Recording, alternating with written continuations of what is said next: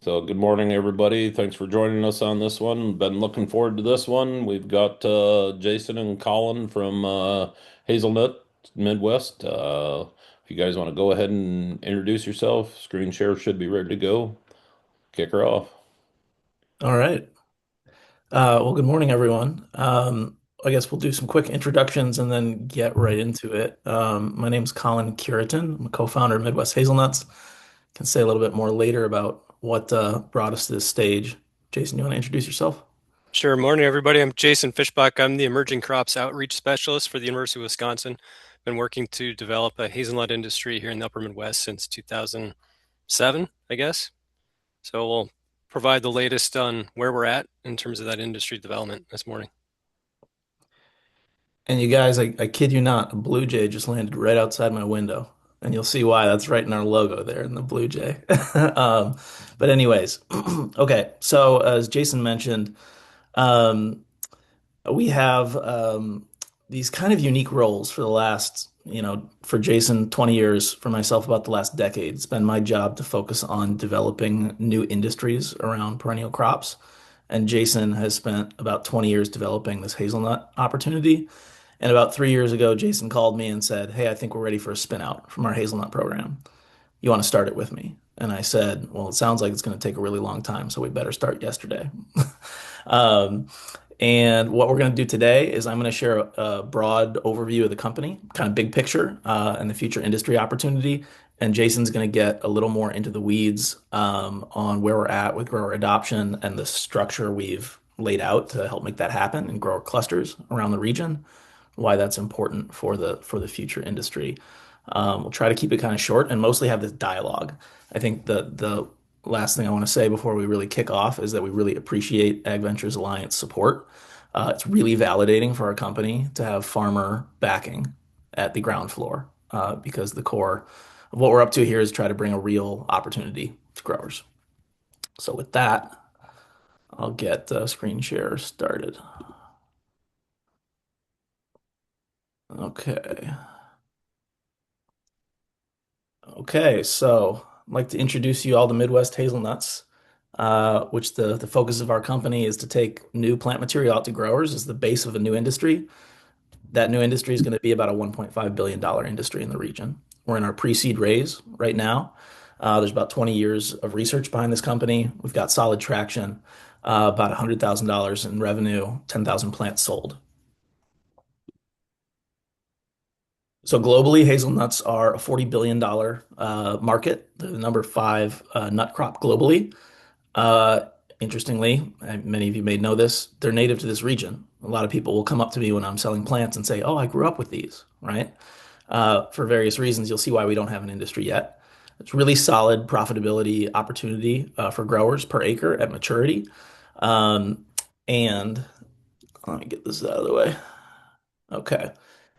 Yeah, and modeled out across all the services involved in this new industry, it's going to be about a $1.5 billion regional opportunity. Sorry, guys. Getting the getting the panel of people off to the side here. Okay. All right. So new crops fail for predictable reasons, and our company is solving for each one. So if you have new genetics, that's great, but new crops are, classically die in the valley of death, if you've heard that phrase, because you need to put the whole industry together. And so that's been the focus of Jason and I in our day jobs for the last decade or more, and we're trying to bring those learnings together to put an industry together around hazelnuts.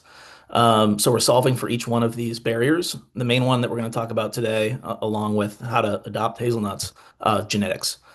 So Midwest Hazelnuts holds an exclusive license to new genetics that are coming to market called the Adventure Series. Jason has been involved for 20 years with developing these new cultivars, and they yield, roughly 3 times more than your average hybrid seedlings that are on the market. So that shifts this opportunity from a hobby production opportunity to a commercial opportunity.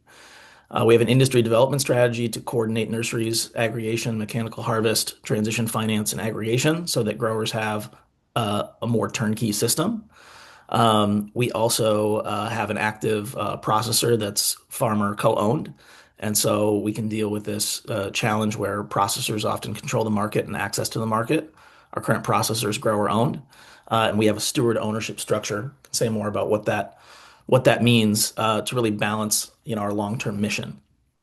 And then lastly, we have a strong partnership with what Jason will tell you more about, the Upper Midwest Hazelnut Development Initiative that's been able to underwrite a lot of the costs, until now, most of the costs of the basic research and development and also industry development and our early adopter sites. So that keeps our cost of capital low and our burn rate really low so that when we go to deploy a dollar, it's building on a lot of public investment to date.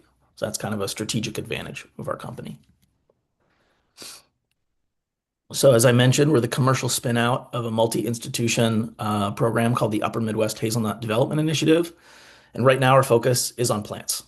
So we've exclusively licensed genetics that I'll tell you about in a moment, and we're the sole source of these plants for the market. And we'll share more about how we're bringing these plants out to market. We're going to stack service enterprises on top of that plants business, including installation and management. We already have some clients asking, "Hey, I'm going to buy these hazelnuts from you. Could you also help me install them? Could you help me manage them?" We'll offer a custom harvest service. It's not going to make sense for growers early stage to own a hazelnut harvester. And so we'll be offering a custom harvest service in grower clusters. I don't primarily want to become a farmland investor, but there's a role for real asset investment here and transition finance to adopt agroforestry. The economics of tree crops are very different from the economics of annual crops. There's not a lot of finance opportunities for it. We'll have a role in aggregating product and also in building markets. In partnership, there's already one existing grower-owned brand, but we're going to need a lot more because we're going to have a lot more hazelnuts. So we've got traction. I'm not going to run down each one, but building on top of this 20 years of public R&D, we've licensed exclusive access to IP and secured 5 grants to build custom equipment, to support our team, to advance propagation, onboard our first sales rep, and to establish what you're going to hear about, these Go First Farm sites. Jason's going to talk more about that. We sold about 10,000 plants to date. And last year we had a propagation breakthrough, meaning we can make more plants cheaper, faster. The main bottleneck to getting these plants out to growers, other than having good plants, was being able to clonally propagate those plants at a rate and at a cost that makes it economically feasible for growers. Our website is live, midwesthazels.com, and you can learn a lot more there. Okay, so this gets to the core of our business. What's our product? Our product right now is we're selling trees. We're selling high-performing trees, shrubs, to be specific. So we've taken an exclusive license to the Adventure series, which on average yield about 3 times more than your average hybrid hazelnut seedlings, which is what you can get right now from a few other nurseries in the region. So we'll be the sole source of these commercial grade hazelnut genetics for the Upper Midwest, and we coordinate that through nursery partnerships that we can tell you a little more about how we're doing that. So to compare this product to what's currently on the market, you can see there that the wild American hazelnut, which many of you might see growing in a ditch or on the edge of the woods, on average, yields about 100, 200 pounds of nuts per acre, really small nuts, totally not commercially viable, not disease resistant, doesn't have uniformity in the stand, and basically isn't viable. For about 50 years, there have been some really amazing grower researcher leaders that developed European American hybrid hazelnut crosses, where we've been trying to bring in the high yield and the large nut size of European hazelnuts with the winter hardiness of the American hazelnut. And they populated farms around the region with some of these hybrid hazelnut crosses. And for 20 years, Jason went out and focused on finding the best plants on those farms and leading multi-site replicated trials to identify which are high performers across management and across environment. And we whittled those, initial 500 plus selections down to 5 plants. And that's what our company's selling. So the Adventure series yields at maturity about 1,000 pounds of kernel per acre. It has high disease resistant as cultivars, as clonal cultivars. They're uniform stands, and they essentially are shift this opportunity to be a commercially viable opportunity for farmers. We have a strategy that Jason's going to lay out for how to get these plants to growers, because the main issue our company has right now is that demand way exceeds supply. That's really good problem for a new company to have. But we got to make new plants as fast as possible. But we also don't just want them to scatter to the wind. To have a defensible industry, we need to have some economies of scale and also efficiency, some co-located grower clusters that can share equipment, aggregate nuts, so that we don't end up with a scattershot hobby industry with really high transaction costs.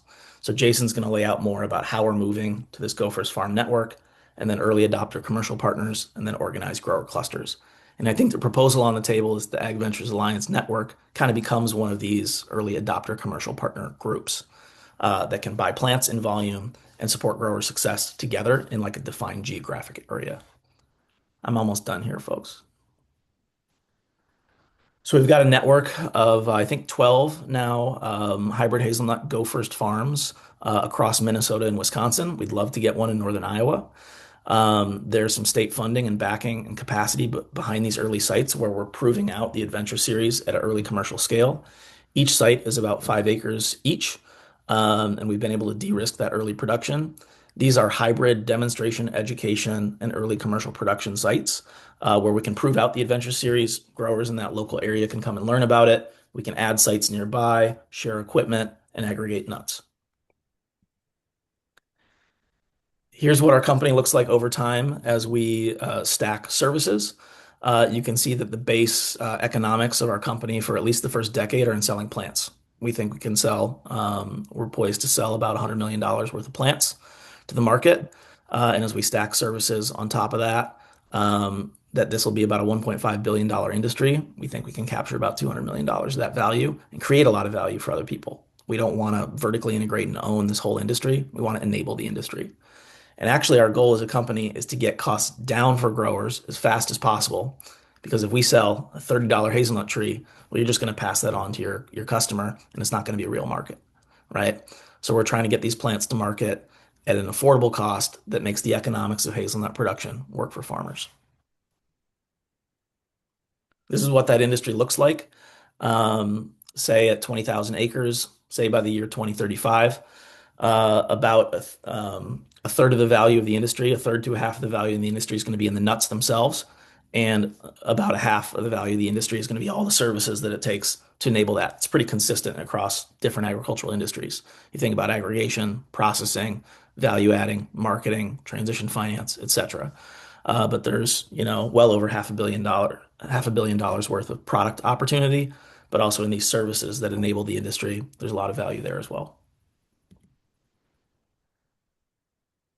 I think I'm going to skip over this. I'm not going to go deep into our pre-seed raise, but I just kind of want to have two more slides. One is to mention that Midwest Hazelnuts is what's called steward owned. There's a business model called steward ownership. That's a way to have entrepreneur-led companies that are profit focused, but also have a mission above and beyond profit. If you've heard about, how Patagonia transitioned their company, that's how we're starting. So we have four different unit structures or share structures in our company, where we've essentially separated voting and economic rights.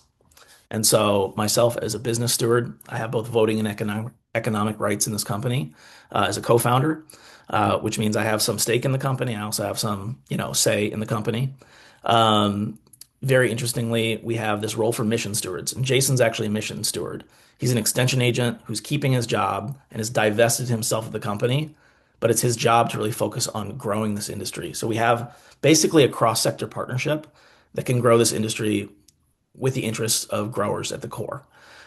We also have what's called resource stewards, which can bring capital into the company. We can make people money. We're excited to make them money, but we have some boundaries around governance, voice of outsized investors that could really drive our mission through the floor quickly. I'm not very concerned about Ag Ventures Alliance doing that, but there's a common challenge in startups with mission erosion and squeezing of growers, and so we're trying to prevent that. You heard a little bit about us. For the last 7 years, my job has been with the University of Minnesota Forever Green Initiative. Have anyone's heard of that? I've been the director of commercialization over there, so it's been my job to think about how to build new industries around new perennial crops. Jason's been doing the same thing in Wisconsin for the University of Wisconsin and is really kind of the godfather, if I can say that, of the hazelnut program across multiple states. And we're teaming up to take those learnings into a company um, and out to the market. We've also hired our first part-time sales manager. I think I want to end here with why Midwest Hazelnuts is not a typical ag tech bet. I think I've shared each of these, but I really want to drive them home. Then I'll pass it off to Jason. We have heavily de-risked genetics. The public sector has invested to develop hybrid hazelnuts into a commercial opportunity, and there's a pipeline behind that. So already the next two waves of hazelnut genetics are in the pipeline, and Midwest Hazelnuts is positioned to be the lead market partner on these next releases that will flow over the next anywhere from 10 to 15 years. There's an existing end market locally and globally. The global hazelnut market is growing by 9% compound annual growth rate over the next 10 years. Um, to support grower adoption, already definitely in the state of Minnesota, increasingly in the state of Wisconsin, I think we'd have to map out Iowa, but there's a lot of state support. Or I should say there's some state support to adopt agroforestry systems, and there's some growing federal, opportunities to do that. We have this unique ownership model to protect the interests of growers long term. We've got revenue, and we're an impact and return focused company. We're raising $400,000. We're really excited to have Ag Ventures Alliance support. Um, I don't think I need to dwell on this, but just to end by saying we have a lot of partners in this work with the Upper Midwest Hazelnut Development Initiative. American Hazelnut Company is a grower-owned brand. We have now four early adopter commercial partners. We've had a couple SARE grants. The Minnesota Department of Agriculture is a great partner to us early stage, and so we only envision this set of partners growing.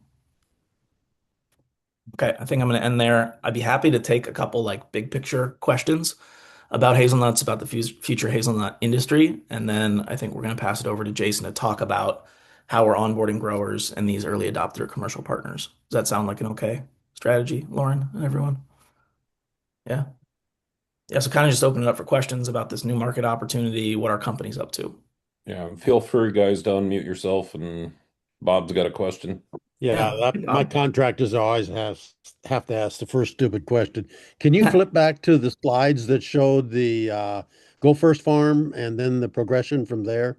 Yeah. Is your model that the Go First farm becomes the early adopter, which becomes the commercial farm? The- Yeah, uh, sorry. Let me get back to that. that was a good, your graphics are really good, by the way. Your Hey, story is thanks. well polished. Thank you very much. Well, the slides jumped away from me. So I think I think we could just talk that piece through, and it's actually a great bridge into what Jason's been talking about. But these named as Go First Farms, they are the first commercial production in a region of these new cultivars. So we think it's really important that this material be proved out, that we just don't start sending plants to folks and say, yeah, these are going to work great for you. Like a reasonable grower adoption process. It's like go see it, go see if it's working, talk to the producer, right? What are you learning, right? Do that over a couple of years, all right? It takes usually a couple seasons to get one of these sites established, mostly due to plant availability. But then our goal is for each of those Go First farms to be, you could call the anchor of a grower cluster that say growers within 25 miles of them can start, planting out hazels. They can share an aggregation site and a mechanical harvester. Okay. Well, Schaefer and I have talked over the years about having a demonstration site in Northeast Yeah. Iowa, specifically Waterloo, Yep. where things like this can get on display, if you will, but not with the idea that it turns into the large commercial site that you're talking about. And it sounds like that sort of fits your model. I like the idea of it becoming the hub of a cluster, Yep. but it's not necessarily the whole deal. Yes, exactly. And that's exactly a perfect size. That's exactly sorry, I got a kid waking up here. Um, it's the perfect scale pilot site for a region to learn, but that also makes sense to do. You touch on from the big picture aspect, just where the processor is or Hmm. would be or where that's at, because I guess in my viewpoint, the processor, the end user for any agricultural industry, that's the core. Hmm. Without that, and you touched on, without that processor, you Hmm. don't have a market and you're just a specialty. So, physically, if we're developing out a hazelnut industry in the Midwest that does not exist today, Hmm. do we have that processor or is there another corporation that can pivot to that Yep. with their existing infrastructure? Touch on that and then real brief, and I love getting into the weed aspect besides that's coming up, but what would be visionary? We're talking starting out the go first ones in that 5 acre neighborhood. What would you envision a typical um, at scale production Yeah. acreage aspect be for a grower in theory? Sure. Jason, you want to address the Yeah, process? the processing I'm going to talk about in my presentation, so maybe we just put a pin in that one for now. In terms of scale, that's part of the puzzle we're still working out because it depends on exactly the harvester platform, harvesting technology that we end up using, and then looking at the cost to operate that, and then building out the economic model. It's definitely bigger than 5 acres for sure, but how what's the minimum scale? It's for a single farm operation or a cluster of growers working together. It's not entirely clear. Recording in progress. We can look at the analog industry over in Oregon, and that gives us some clues about what minimum scale is for those farms. And I don't want to even guess a number necessarily, but in that 30, 40, 50 acre range is where it starts to make sense for the processing and the mechanical harvesting for sure. Mhm. Your yield, the 950 to 1200. How old are those trees, and is that kind of the capacity that they stop at, or will they continue to increase? So those yield numbers are based on our plot scale that are extrapolated to a per acre basis. The oldest of our Go First farms are started coming into production 2 years ago, so we're starting to get larger at scale real numbers. And those yield numbers around 2,000 pounds of in shell per acre. That's at by year 7 we start to see that. Um, what's happened with our plants is that, remember, we, like, for example, Forager is one of our new releases. Remember, we started out with like 10 of those plants. So once we got to about year 8, year 9, we actually cut them all to the ground because that was our propagation method. So we really don't have yield numbers on these past about year 10.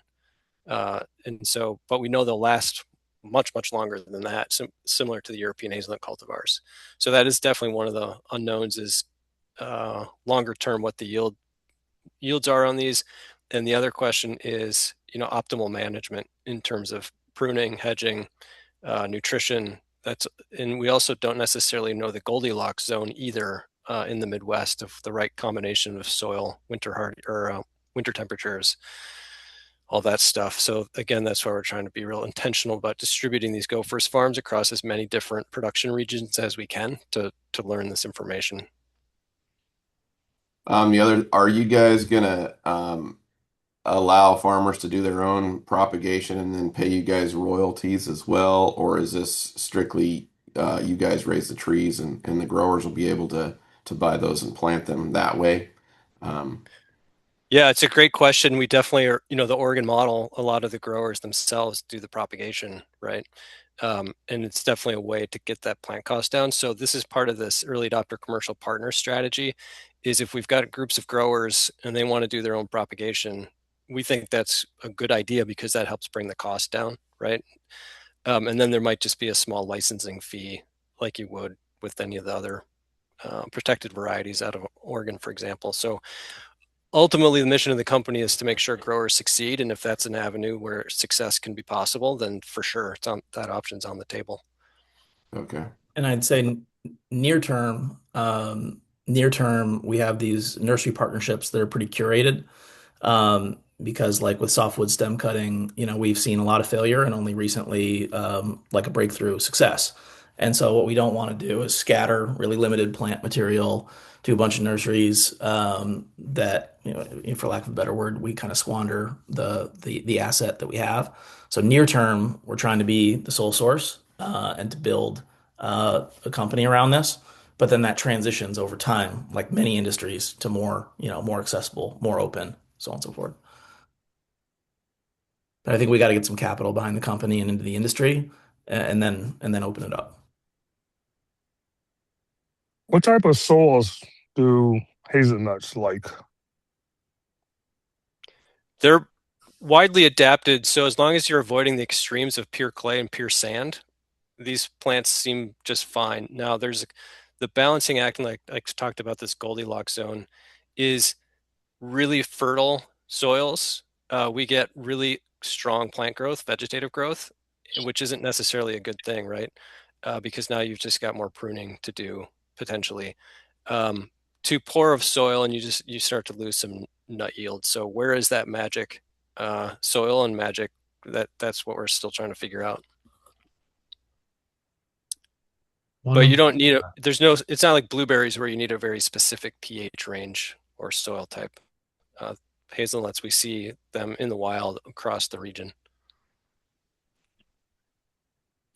one of the cool things is that we've got quite a few Ag Ventures Alliance members in the Midwest, and then a pocket of members out in Oregon. And Kent, I believe you're calling in this morning. It was a really early morning for you to join Ah, this call. So, do you actually have hazelnuts on your farm right now, Kent? Yeah, I do. We've got 60 acres right now. So I do. It's been Nice. it's the one thing I'm doing that's making good money right now. So obviously that changes, mhm. fluctuates like most commodities, but yes, I do. Yeah, well, Kent, just to emphasize, for growers here in the Midwest, I heard that from Haley as well, that larger operations in Oregon maybe been involved in ryegrass industry or other crops for a while, and they've got 50 acres of hazelnuts, and that's really floating and cash flowing their farm. So when we think about bringing this kind of opportunity to the Midwest, I'm not doing a hard sell here or anything, but it's a high value opportunity that, my observation generally is that when there's a real opportunity, growers are pretty interested in diversifying. The system just has to be there. Um, and so we got to build those Yeah. stack services to enable the industry. And I think we could envision hazelnuts as a great diversification opportunity in the Midwest. Or is your pricing, would it be similar to like what's out here? I mean, I don't like this year we were talking a little bit what before most people were on, but we're getting around 250 a pound grower price. Obviously that's kind of an all-time high due to turkey's problems. Yeah. Yeah. But I mean, we're dealing with European genetics. Year 4 to year 5 is kind of when we do our first harvest. We're getting, I mean, there's guys pushing 6,500 pounds an acre this year with some of the 12, 14-year-old trees. I had some fives that went 1,500. That's double density, so that would be a 10 by 20 thing. And I don't know what kind of density you guys are talking. Um, but I kind of justified equipment cost, my own equipment cost at about 40 to 45 acres. The one thing nice, it's lower horsepower equipment, and it's frankly Mhm. cheaper equipment. Mhm. Getting into the equipment side of things is cheaper than like just commercial farming, really. Yeah. So yeah, have you guys played around with any Oregon State stuff like the Beast or anything like that in comparison to what your guys' is performance wise? Yeah, we've had the Beast in the trial. The closest to Iowa would be near Madison, and the plants have grown really well, and we've had almost no nut production off the Beast. Okay, well that's And not right, and we're not exactly sure why. trying to figure that one out.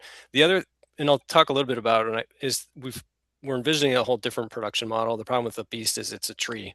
And so it's an orchard floor harvest model, like in Oregon. Yeah. Maybe that's possible in the Midwest, but it's far more likely to rain during harvest season here in the Midwest than it is in Oregon. And so we're really looking at the shrub-based model where we're harvesting the clusters right off of the plant themselves Okay. instead of Gotcha. letting them drop, which creates some opportunities, some cost savings, because we think the harvest system is probably going to be cheaper, and certainly the downstream processing, because we're just dehusking and drying. We're not having to wash. Okay. So it saves some processing steps. There's a couple guys trying that out here too, the direct Yeah. off the tree thing. But they're still growing it as a tree, not a bush. So Right. Yeah, and Kent, to your first question, I think the grower-owned company out here that's buying nuts from growers, I think is in like 180 a pound range in shell. And it varies year to year. They have a member price and a non-member price. Um, I had a follow-up comment about, oh, and it was to say for Midwest Hazelnuts as a company, I want to emphasize that we're not primarily a producer, buyer, and seller of nuts. We're bringing plants and services to the market to enable the industry. We might get into the kind of the packer role, in the aggregation piece, which is really important, component out there, I imagine. So I'm just kind of emphasizing, our focus as a company at this stage is getting good plant material to the market, getting plants established, getting nuts aggregated, the finance involved, and over time, I think we may have a role in marketing nuts. But it also, from an early stage company perspective, keeps us a little bit insulated from the vagaries of regional and global markets as a company. But that's going to be a really important part longer term. Just kind of emphasizing where our company sits. I wonder if, interest of time, should I jump Yeah, into my I slides? think so. Yeah, Because let's do that. especially as we get into more weedy questions here. Yep.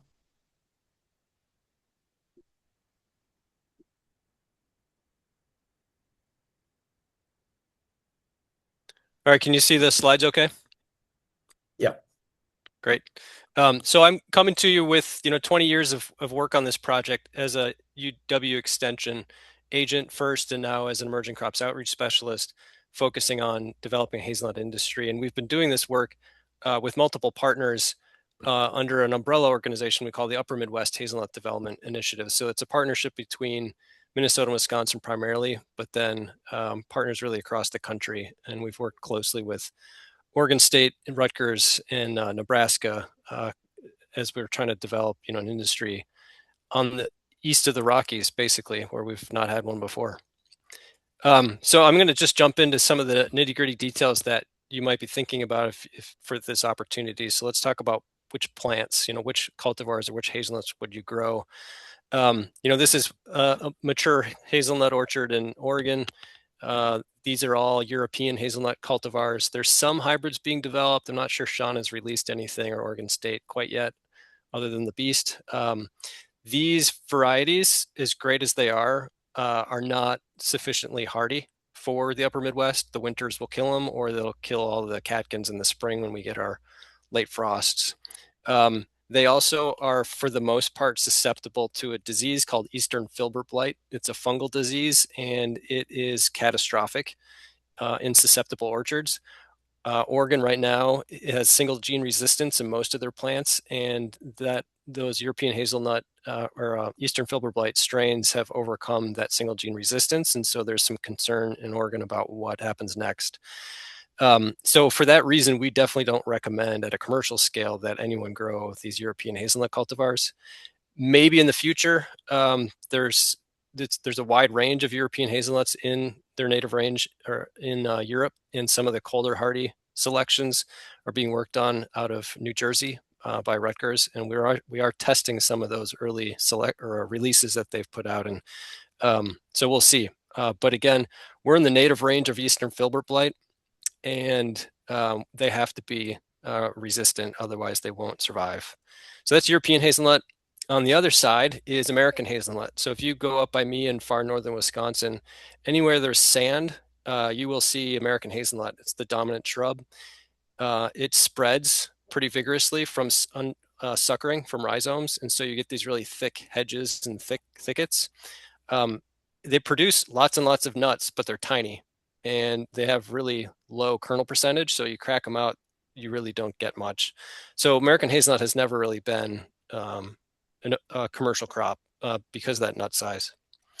Okay, so the goal has been to combine the best of the two species, the nut size and yield from the European genetics and the winter hardiness and disease resistance of American hazelnut. And I should go back to American hazelnut. The key part of this species is its resistance to eastern filbert blight. It is co-evolved with that fungus, and so it has multi-quantitative modes of resistance. And we see EFB in these wild stands, but they never kill the plant.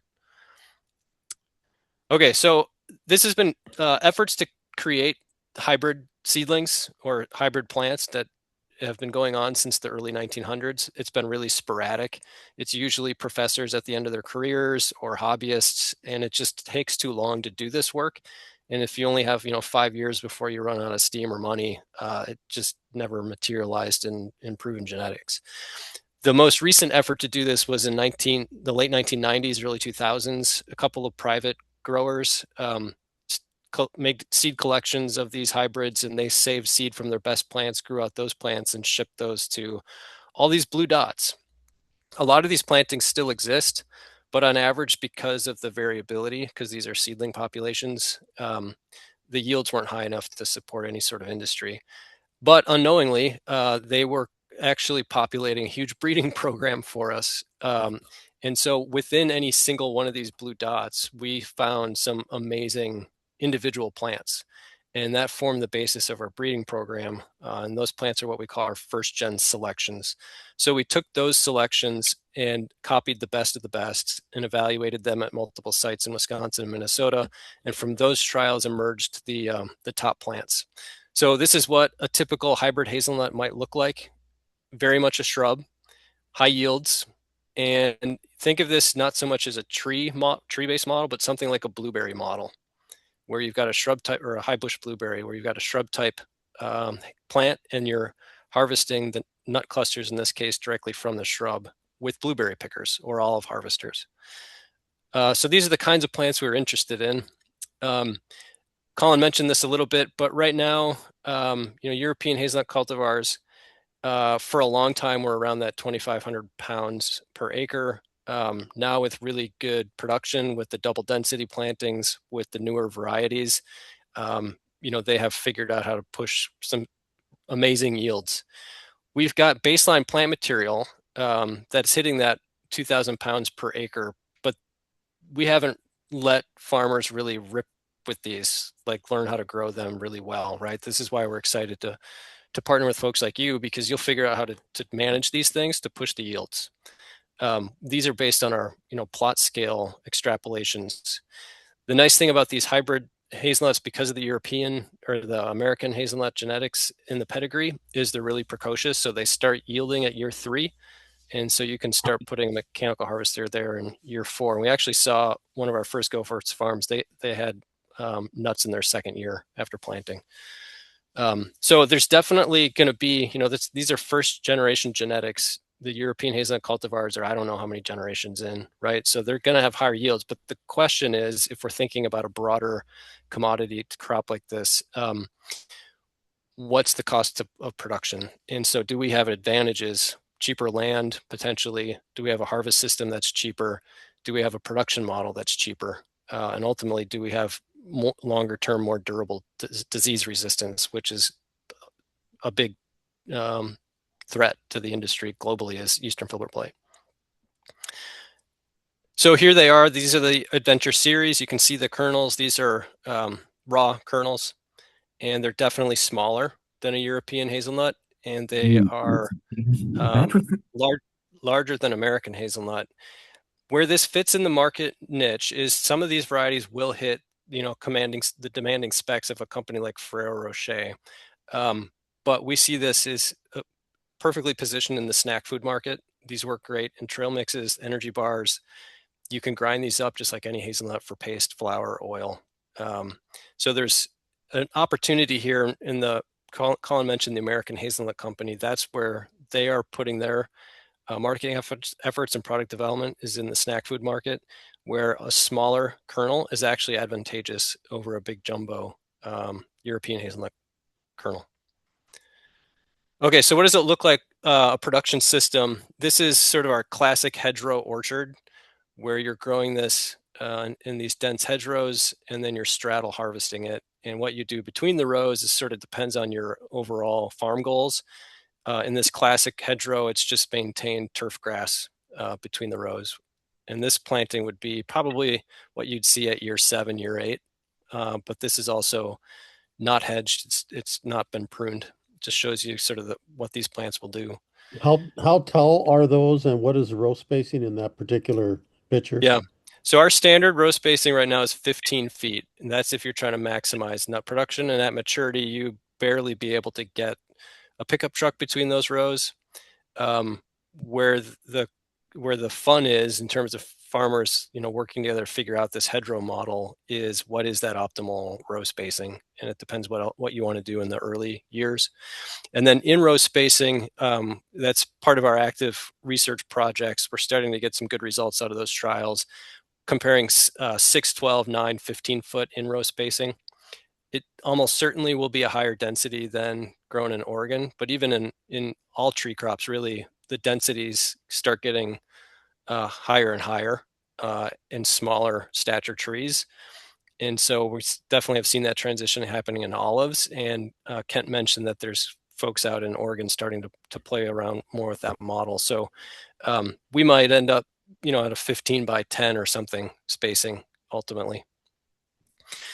So the very first Go First farm, this is near Spring Green, Wisconsin, and they are very much into alley cropping. So these are 25-foot rows, and they are using the row middles to produce a cash crop while they wait for the hazelnuts to mature.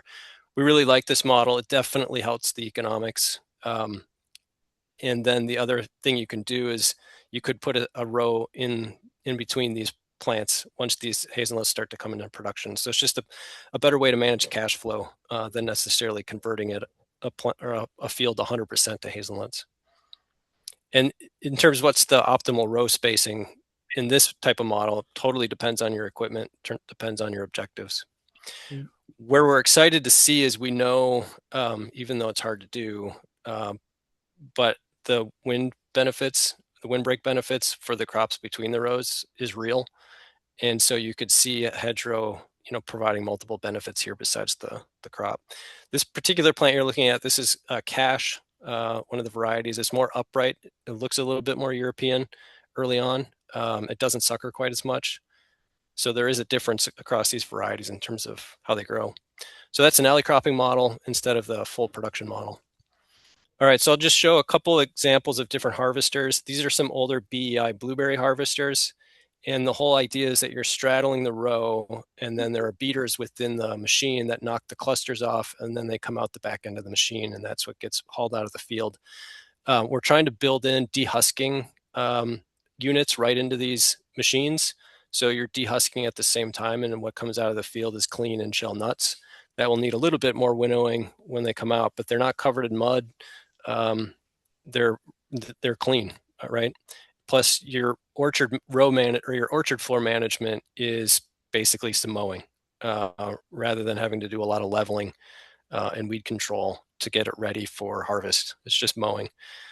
The other advantage of the hybrids versus trying to do this with European hazelnut cultivars is these are more shrub type, and so they're more resistant to the mechanical slapping that happens on these. These stems don't break when you wail on them versus the European hazelnuts.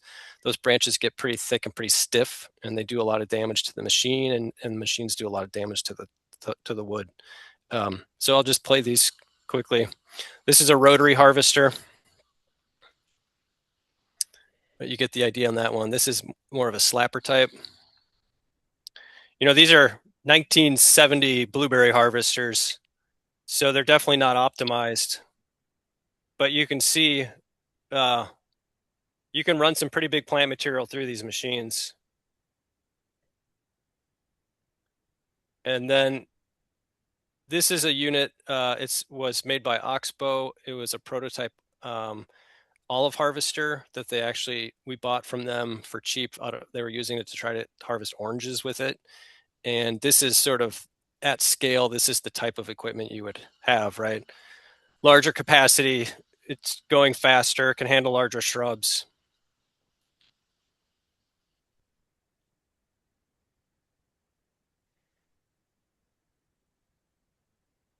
Now the problem that with a machine like this, right, is we're talking a much higher dollar equipment. So you definitely need to be running this on a lot of acres to make it work. That's where clustering growers starts to make sense.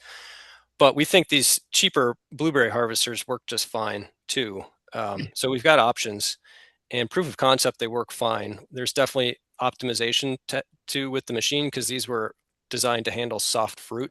So they have like bucket elevators, which are expensive, and you could with nuts, you can be much more aggressive. So you can use air to move the product around. So we can drive costs out of it that way. And also, it's just these aren't designed to handle the volume of material either. So there's definitely some improvements. And we've got an engineering professor who is building an optimized harvester for Midwest hazelnuts. So hopefully by the time, Another yeah, novice question. Is the yeah, harvest a single event for the season, for the year? a single event per variety. Yeah. The varieties, like in our trials where we have the full range of diversity, we've got some varieties that are harvesting in middle of August, and we have some not till early October. Okay. And so there's advantages and disadvantages, right? If you're going to bring in a harvester, you'd like to do the whole farm at once rather than coming in, every couple of weeks, right? But generally, for a single variety, it's a single pass. What kind of harvest window do you have then when it's time to harvest? Yeah, it depends on how hot and dry it is, but usually they'll hang there before they start to drop out of the husk for about 2 weeks, which is very different than Oregon. They were bred to drop free of the husk to the orchard floor when they're ripe. These stay in the husk for a while, so before they really get dry and crispy, and then they'll start to drop. So you've got about 2 weeks for a single variety to get them. Now, the other problem is every pest in the county, I shouldn't say pest, but every critter in the county also knows when they're ripe. So you're going to have to accept some loss to blue jays and chipmunks and squirrels. So this is why it doesn't really work at a half an acre. You've got to do this at scale so that loss isn't, it's a tiny proportion of your total crop. Is this something where you're looking at full like 9-foot fences for the deer rat population and such forth? Yeah, so what we've been using is just temporary 5-wire fences hung on T-posts, so that it's not as expensive as putting in like a permanent woven wire fence. It's definitely not preferred deer browse like it would be, apples or dogwood or something. The deer will chew it to the ground. They will sample the buds in the spring, but during the growing season, they leave these alone, and they don't. There's been anecdotal evidence that you'll see a deer once in a while munch on a cluster, but they're not nut eating species, right? They don't come in and eat the clusters. So it's really just the establishment years. Plantings like this, if you did have some deer in there, you'd never even notice it. It's just the establishment phase when you've got those young buds that are right at the browse height, and What that's where the about turkey population, which seems to be kind of exploding as well? Yeah, you That definitely are there. going to have more turkeys to be able to harvest. The concern there with the turkeys isn't so much the nut loss, though there's some of that. It's eating the catkins. The catkins are the male flowers that shed the pollen. So in early years of the planting where you have less catkins, it is a bit more of a concern. Grouse, the same thing. They like them in the spring. But once your plant is mature, there's so much pollen out there that the turkeys aren't going to bother it. But it's like any crop, there are pests, there are wildlife issues that we have to think about. Okay, so in terms of processing, there is no hazelnut processing capacity outside of the Willamette Valley in Oregon. And so we've had to recreate this from scratch. And Colin mentioned this term Valley of Death, right? So there's plenty of off-the-shelf processing equipment available, but it's usually scaled for larger production. And so we've had to custom build some equipment We've also, these two units here, these are Burrell shelling units. These are the sample shellers. So when the semi loads comes up to the processing facility, they'll fish out a 5-gallon bucket. This is in Spain, and run it through these sample shelling units for their grade out. So that's their sample sheller, but this is going to process the current Midwest crop in about 2 weeks, right? That's the scale we're at. So this is a facility that we've built. It's a pilot facility, or sometimes we call it a bridge facility or a proof of concept facility. It's up in Ashland, which is not a great place for it because it's pretty far from everything. But that's where I work and live, and so I've been able to manage it in partnership with Northland College. We continue to add equipment, and the idea is that as soon as the nuts are there, either A, we move this to a more optimal location, or B, it just gets copied by the next processor. So this is a partnership right now between the university and a company that was formed called Great Waters Nut Company. And the way they're operating this is they don't want to be a gatekeeper. They are choosing a different model than what's used in Oregon. And this is based, just because the industry is so young right now, is that it's open to anybody and it's a fee for service. And the goal is to keep that cost down as low as possible. And what this does then is it creates a path to market that anybody can use for this model during this startup, where we don't want gatekeepers distorting pricing or access or something and constricting the growth of the industry. So anybody can see the equipment that's here, copy it, rebuild it somewhere else if that's what they want to do. But right now, this facility is more than adequate to process the entire Midwest crop, and probably will be for some time, especially as we keep adding more equipment. Now, on the dehusking aggregation side, we're also copying the Oregon model there, where you have receiving stations that can take the nuts right out of the field, do any last dehusking that needs to happen, do the winnowing, and doing the drying and storage. And then those go on a truck and they can go to a facility like this. So those, we're trying to have more of those initially, and that's where something like an early adopter commercial partner or a Go First farm can be an aggregation station, is the idea. What's the shelf life storage looking at, like from an aggregation standpoint or from field to that? Yeah, that is one advantage of the upper Midwest, is these cold storage in the winter is free. And so these things, we usually they come to the farms from us by usually the end of October. And usually by then they're dried down. And so they're shelf stable for a long time. We try to keep them cool or frozen in the case of our storage because it's unheated. And we are cracking out through the whole year. And so there's kernel that's harvested, or the nuts are harvested in October, and they're being sold kernel throughout the following year with no problems. There's, as long as they stay in the shell, they can last for a long time. Once they're out of the shell, then you start having some rancidity. So you definitely have to keep them cool and clean and get them to market. But it's not like you're moving fresh blueberries, right? So you've got capability to store these in grain bins, get them shipped out to the processor, who can then store them under more ideal conditions. Okay, so definitely wearing my extension hat here. Buyer beware. I think everyone has to go into this with eyes wide open. This is not an established industry. It's not a crop for people that want zero risk. This is a crop for growers that want to be on the front end of something, that see the potential and are willing to take some uncertainty and help answer some of these still outstanding questions.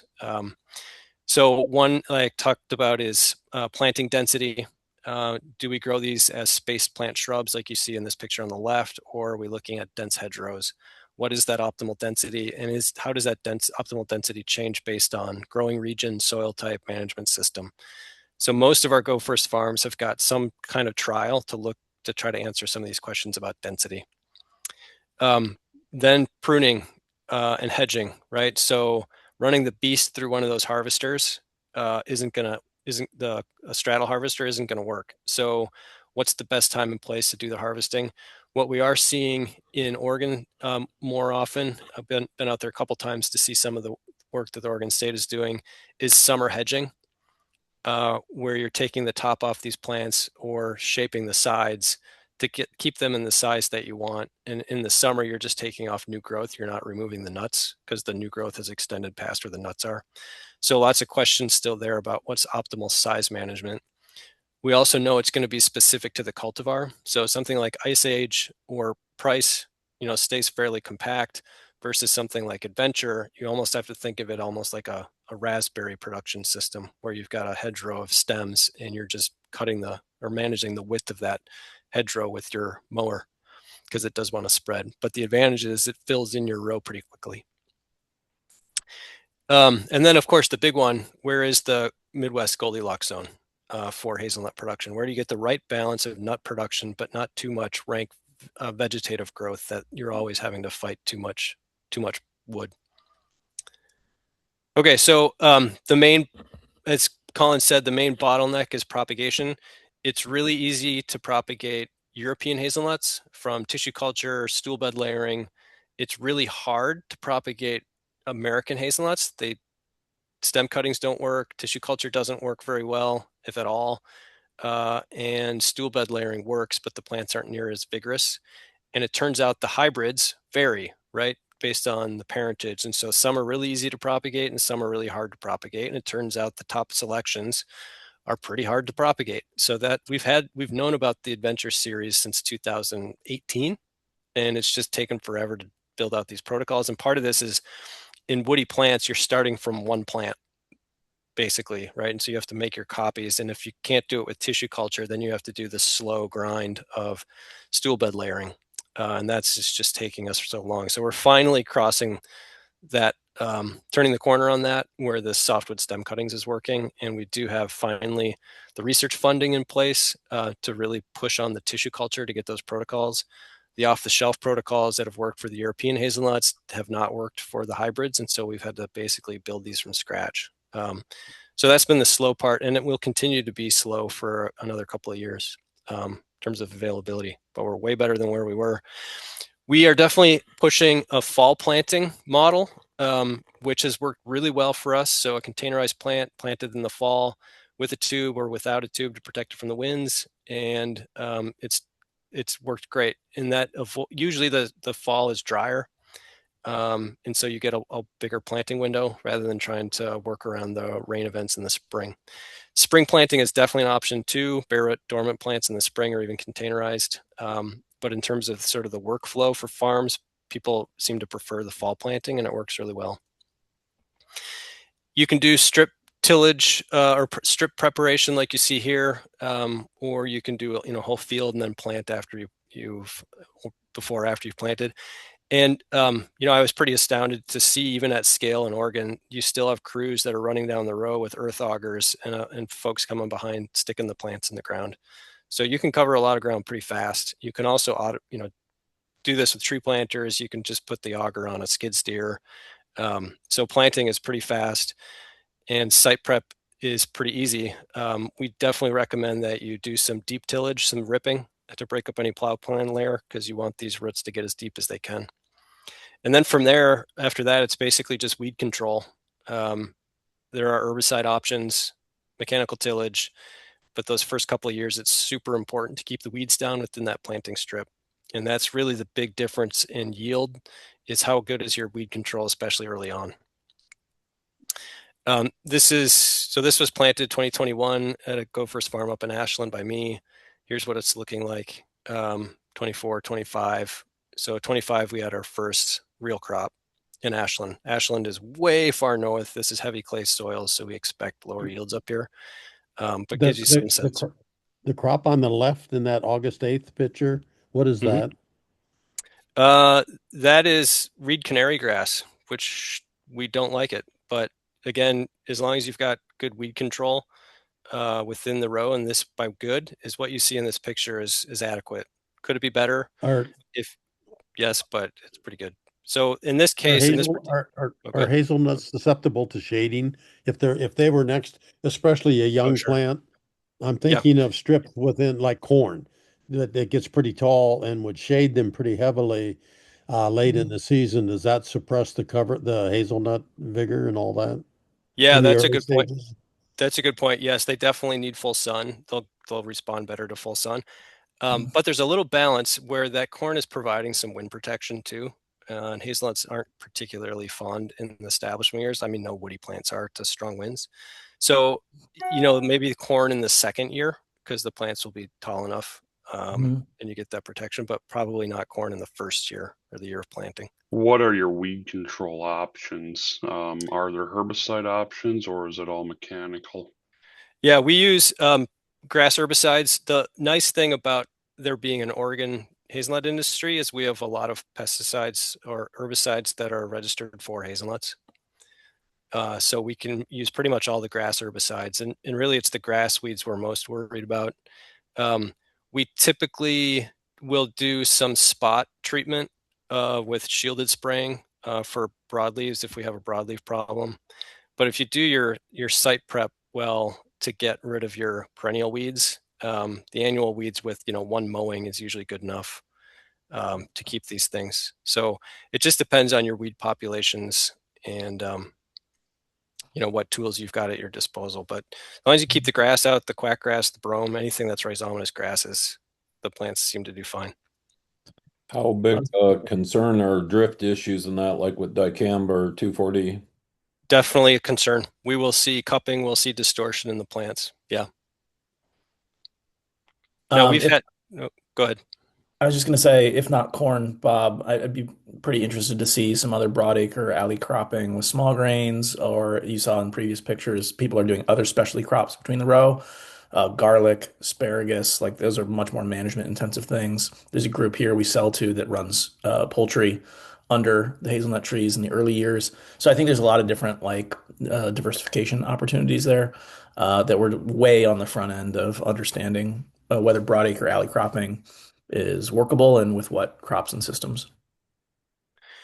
And we've seen herbicide damage.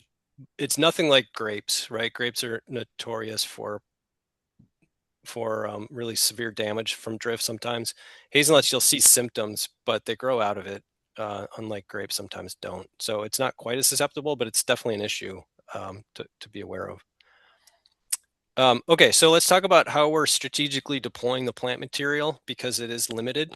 The main option, or the option that would typically be used, is you just license a nursery and the nursery sells the plants to whoever wants them, right? So you end up with tiny little plantings scattered all over the place.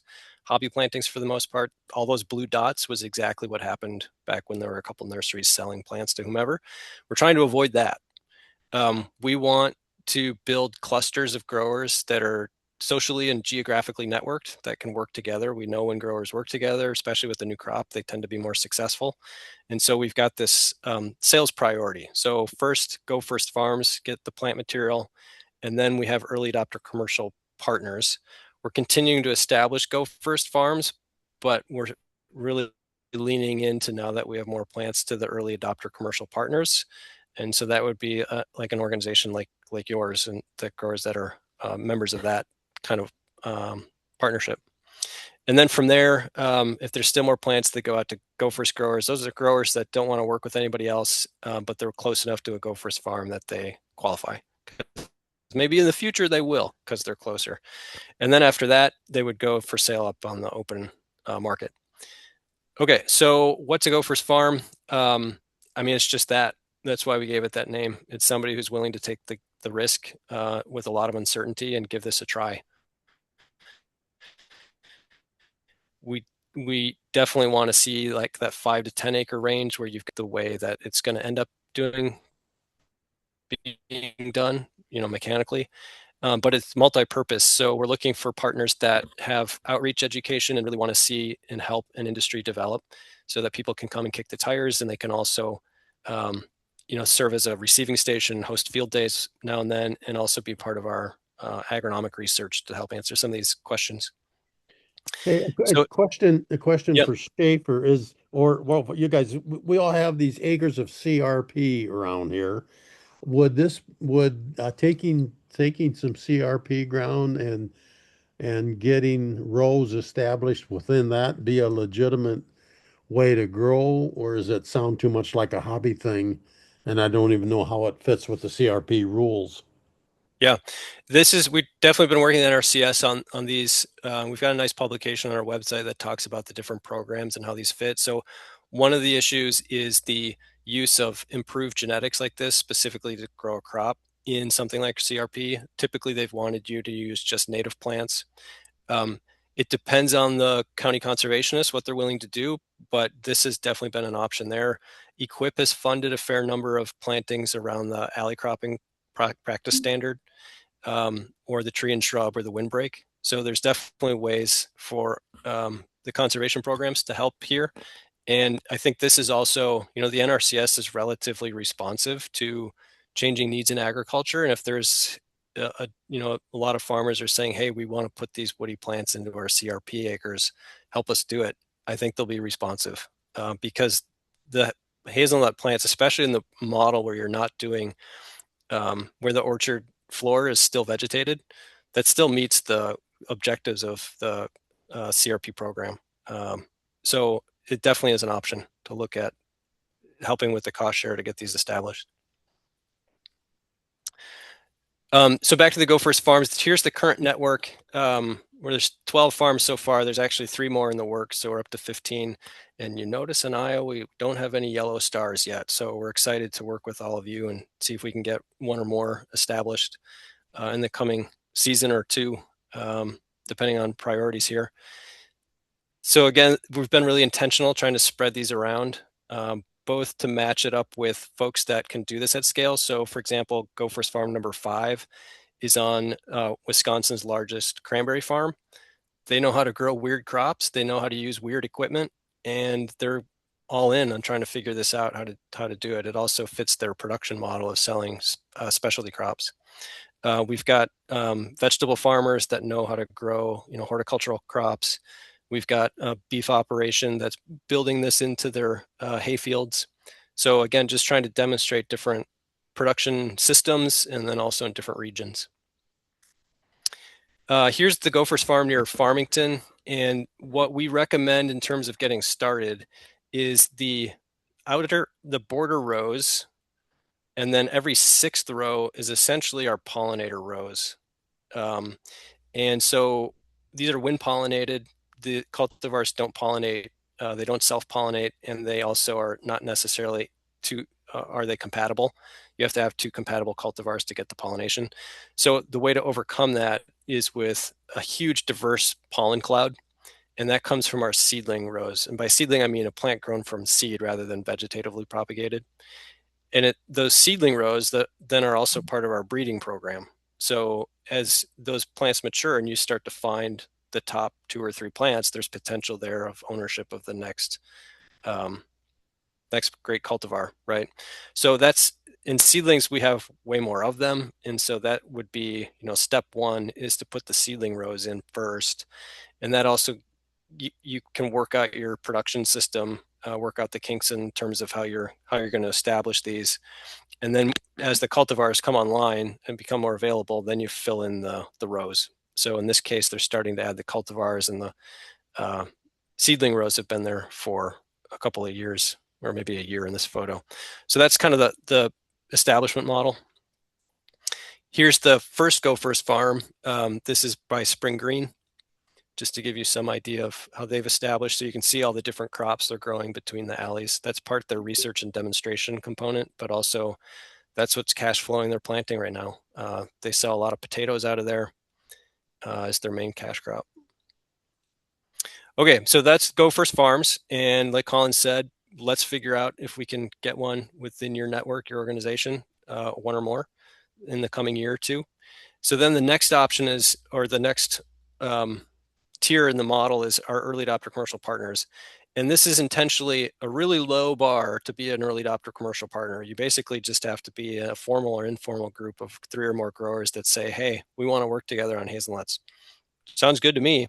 So that gets you in the front of the line, ahead of the Go First farmers ahead of the individual farmers. And so when the plants come out of the nurseries, they go to the early adopter commercial partners first.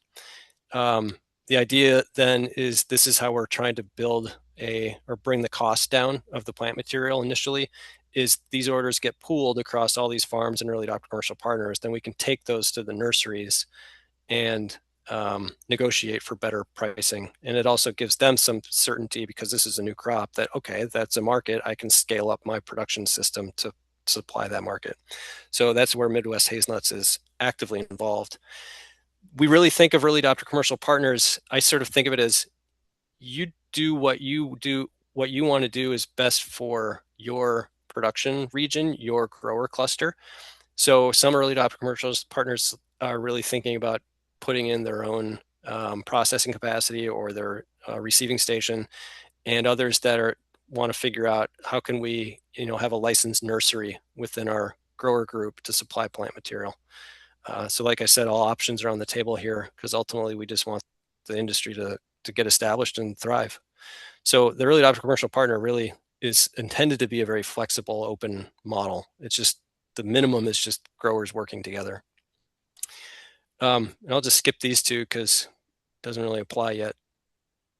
So in terms of what plant ordering looks like for this year is half Sib seedlings are available from our research program. So basically these are seeds saved from our top plants.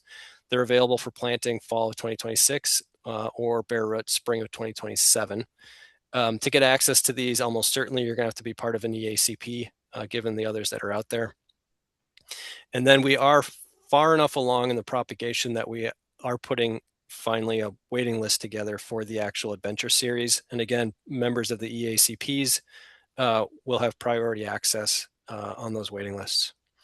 And then I will mention there are other breeding programs developing plant material, and there is one called Northern Blaze that came from the Grimo Nut Nursery in Ontario. It's been one of the top producing plants in our trial. Midwest Hazelnuts isn't involved in the propagation and sales, so you have to go through Grimo Nut Nursery. And we might see some new hybrids coming out of Oregon. They do have a breeding program there with hybrids that are in advanced testing. So there might be other options too as we proceed.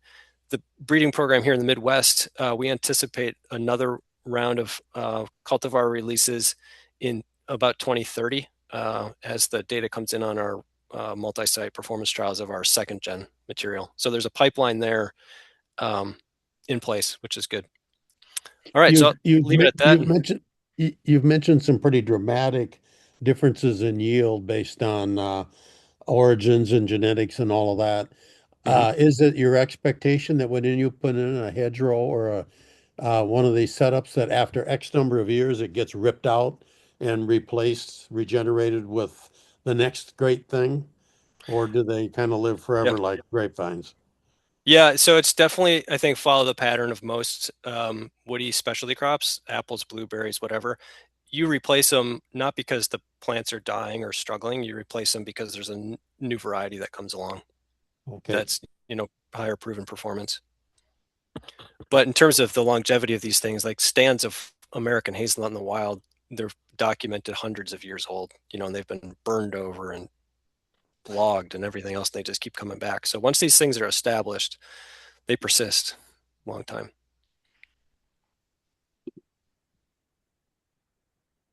Do they spread and take over an area if it were unmanaged and Yeah, so something like adventure, we call it that because it's quite adventurous. It does sucker quite a bit, so it'll form a fairly large thicket if it was left on its own. But with annual or semi-annual mowing, that it keeps it in check. Other varieties really don't sucker at all, like Ice Age. Now, it should be noted too that suckering in European hazelnuts also happens. There's a lot of sucker control that has to happen in European orchards. They don't spread like rhizomatously they do, but a lot of basal. So they're trees, but they have to be managed intensively to stay a tree.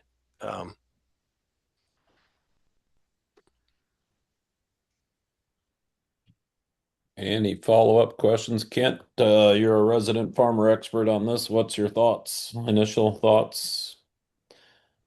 Initial thoughts, I think it's exciting. Um, from everything they're telling us out here as far as nut demand, it's there. There's tons of growth potential in the United States. So, and it's, you know, the European stuff that we're growing out here, the winter hardy, the tree might live, but as far as producing nuts, from everything I've heard, once you get west of the Cascades, which is about 75 miles from the coast, it's not really a viable crop. So the American genetics, there's lots. I mean, I would think it would work potentially in a lot of places. Yeah, I'm excited for you guys, and no, I think it's worthwhile. One thing with an annual crop, if you screw up, you can start over next year. But these tree crops, it takes a long time. Um, I mean, we're still even playing around, learning out here, and I mean, you're talking. It might be 10 years, 15 years before you even know if something you tried is works or not. I mean, there's different spacing, there's different. I mean, it is very diverse in the management practices. And people are still trying to figure out where. I mean, there's orchards out here that are 100+ years old. Um, but really, within the last 20 years, when the Eastern filbert blight resistant gene germplasm stuff that came out of Oregon State, that's really where we see the growth in people putting in nuts. And we're pushing stuff like they've never pushed before. Usually, it used to be you kind of plant the crop and you kind of just take what you get, but we're pushing fertility, like all kinds of things we're trying to, and so I don't know what the yield potential is. The more you push, the kind of the higher it gets. But are we taking longevity out of that tree? I don't really know. I mean, we're spraying for suckers probably 8, 9, 10 times a year. Every 2, 3 weeks, we're having to go in and do a burn down product on the base of that tree to keep it from suckering. Whereas that's something you guys obviously wouldn't have to do. But yeah, no, I'm excited for you. I think it's a good thing. Cool. I'm gonna go ahead and stop recording.